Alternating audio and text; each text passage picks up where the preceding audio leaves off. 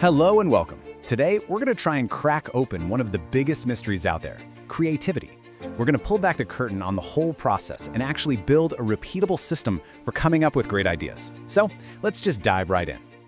I mean, that's the million-dollar question, isn't it? You see all these brilliant new things, these amazing stories, groundbreaking art, and it's so easy to just think, it's magic.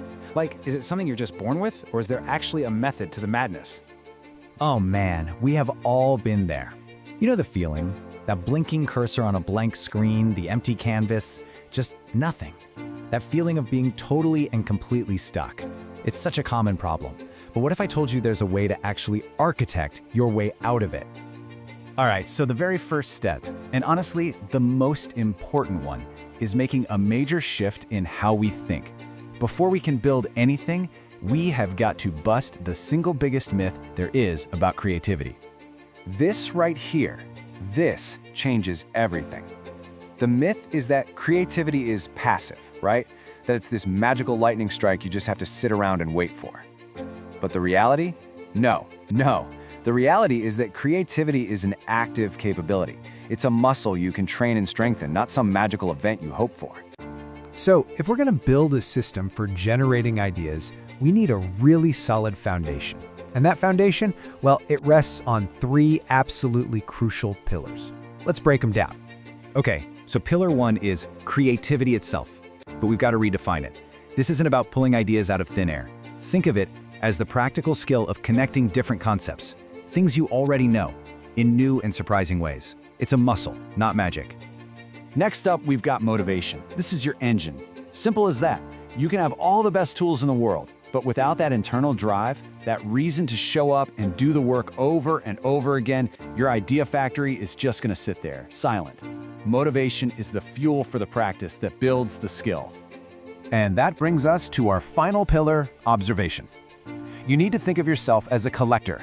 Your job is to be actively gathering raw materials from the world around you. Facts, conversations, little experiences, random insights. I mean, you can't connect the dots if you haven't collected any dots to begin with. Okay, so we've got our three pillars: creativity, motivation, and observation. That's our foundation. But a foundation is pretty useless if you don't actually build something on top of it. So let's get into the action plan and see how this whole thing really comes together. You know, just hoping our brain will magically make these new connections for us, well, it's pretty hit or miss.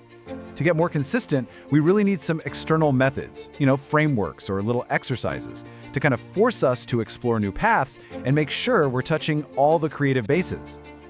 So how do we actually do it? Well, it boils down to this simple three-step loop. First, you've got to find the exercises that actually work for you. There are tons of them out there. Second, you got to practice, not just once in a while, consistently, make it a habit. And then, through all that practice, you will naturally develop your creative capability, making it stronger and stronger over time. All right, let's bring this all home. The big takeaway here is that this is not about waiting for some amazing idea to find you. This is about you becoming the architect of your very own idea generation system. This quote just sums it all up perfectly. The goal isn't just to be creative, it's to actively become more creative. And all the power is right there in those action words, finding and practicing. It's a deliberate, ongoing effort. So there you have it.